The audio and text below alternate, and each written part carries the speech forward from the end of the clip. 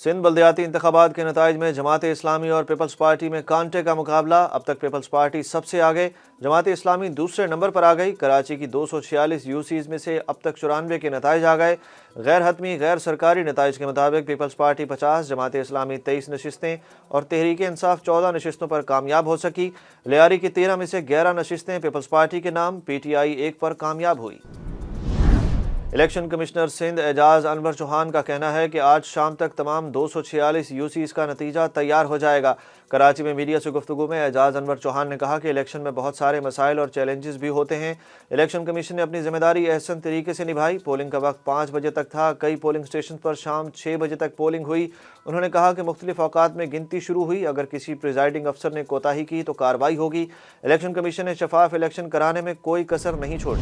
امیر جماعت اسلامی کراچی حافظ نعیم الرحمان نے بلدیاتی انتخابات میں 100 نشستوں پر کامیابی کا دعویٰ کیا اور ساتھ ہی زبردستی نتیجہ تبدیل کرانے کا بھی الزام عائد کر دیا۔ حافظ نعیم الرحمان نے کہا کہ جو آرؤز بھی نتیجہ تبدیل کرنے کی کوشش کر رہے ہیں انہیں روکا جائے۔ ہم نے محنت اور جدوجہد کر کے یہ الیکشن کروایا ہے، جہاں گڑبڑ ہوگی ہم اسے ایکسپوز بھی کریں گے۔ بعض یوسیز میں زبردستی نتیجہ تبدیل کروایا گیا ہے۔ Lahore high court Rawalpindi bench نے الیکشن کمیشن سے جاری چیئرمین تحریک انصاف عمران خان اور فواد چودھری کے وارنٹ گرفتاری معطل کر دیے۔ عدالت کا فواد چودھری کی میڈیا میں تنقید پر توہین عدالت کی کارروائی کا بھی عندیہ۔ عدالت نے حکم دیا کہ الیکشن کمیشن کے حکم پر عمران خان اور فواد چودھری کو گرفتار نہ کیا جائے۔ جسٹس صداقت علی خان نے ریمارکس دیے کہ بہت ہو گیا، اب توہین عدالت برداشت نہیں کریں گے۔ میڈیا میں عدالت کو نشانہ بنانا توہین عدالت ہے۔ آئندہ فواد چودھری نے تنقید کی تو ان کے خلاف توہین عدالت کی کارروائی ہوگی۔ فواد چودھری نے انٹرنیشنل چینل پر کرپشن کی ذمہ داری عدلیہ پر ڈالی۔ پشاور میں سینئر وکیل عبداللطیف آفریدی قاتلانہ حملے میں جاں بحق ہو گئے۔ پولیس کے مطابق عبداللطیف آفریدی پر پشاور ہائی کورٹ کی حدود میں فائرنگ کی گئی۔ لیڈی ریڈنگ ہسپتال انتظامیہ نے سابق صدر سپریم کورٹ بار ایسوسی ایشن عبداللطیف آفریدی کے فائرنگ سے جاں بحق ہونے کی تصدیق کر دی۔ پولیس کے مطابق لطیف آفریدی کو 6 گولیاں لگی تھیں، جبکہ پولیس کی جانب سے فائرنگ کرنے والے شخص کو موقع پر گرفتار کرنے کا دعویٰ بھی کیا گیا ہے۔ وزیر اعظم شہباز شریف کی اہل خانہ سے تعزیت، واقعے کی رپورٹ طلب کر لی۔ مسلم لیگ نون کے قائد اور سابق وزیر اعظم نواز شریف پنجاب کی سیاسی صورتحال میں خود متحرک ہو گئے۔ نواز شریف نے رواں ہفتے لندن میں پارٹی رہنماؤں کا اجلاس طلب کر لیا۔ پاکستان سے پارٹی رہنماؤں کو لندن طلب کر لیا گیا۔ اجلاس میں وزیر داخلہ رانا ثناءاللہ سمیت دیگر رہنما لندن پہنچیں گے۔ اجلاس میں پنجاب کی سیاسی صورتحال پر غور ہوگا۔ ذرائع کا کہنا ہے کہ رانا ثناءاللہ کو پارٹی تنظیمی امور چلانے میں مشکلات کا سامنا ہے، جبکہ خواجہ سعد رفیق اور احسن اقبال نے بھی پنجاب کی صدارت سنبھالنے سے معذرت کر لی ہے۔ مسلم لیگ نون نے پنجاب میں ٹکٹوں کی تقسیم اور نگران سیٹ اپ کے لیے ناموں پر مشاورت شروع کر دی۔ مسلم لیگ نون کے صدر اور وزیر اعظم شہباز شریف کی زیر صدارت پارٹی کا اہم اجلاس ہوا۔ پنجاب انتخابات کے حوالے سے ٹکٹوں کی تقسیم اور نگران سیٹ اپ کے لیے ناموں پر مشاورت ہوئی۔ اجلاس میں پنجاب اسمبلی کے انتخاب سے متعلق پارلیمانی بورڈز جلد تشکیل دینے کا فیصلہ کر لیا گیا۔ پاکستان مسلم لیگ نون کی سینئر نائب صدر اور چیف آرگنائزر مریم نواز کا 22 جنوری کو پاکستان پہنچنے کا امکان۔ ذرائع کا کہنا ہے کہ مریم نواز کی وطن واپسی کا فیصلہ پارٹی کی سینئر قیادت نے کیا ہے۔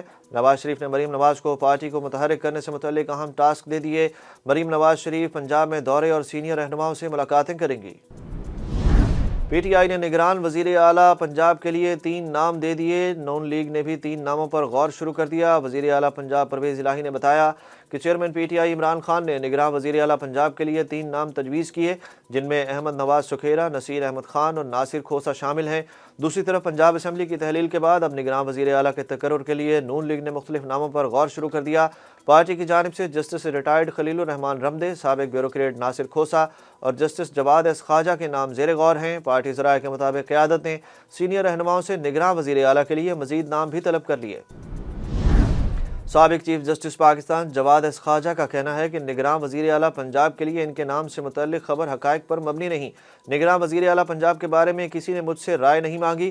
انہوں نے کہا کہ نگراں وزیر اعلیٰ پنجاب کے لیے میرے نام سے متعلق خبر حقائق پر مبنی نہیں اور نگراں وزیر اعلیٰ کے عہدے میں دلچسپی نہیں رکھتا۔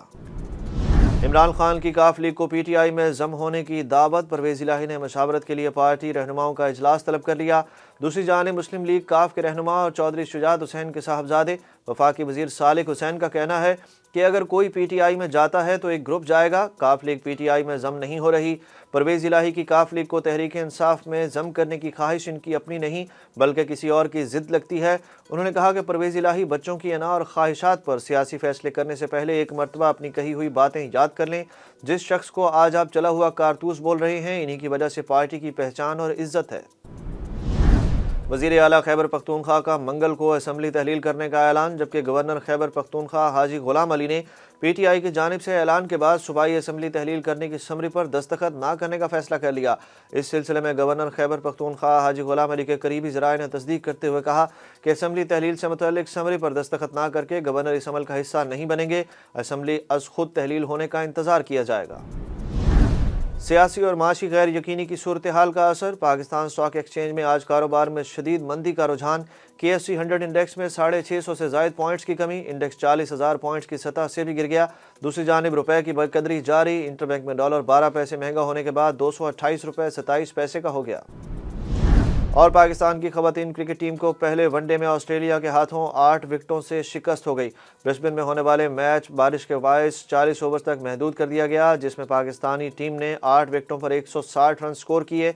जवाब में ऑस्ट्रेलिया ने मतलूबा हदफ बआसानी 29वें ओवर में हासिल कर लिया।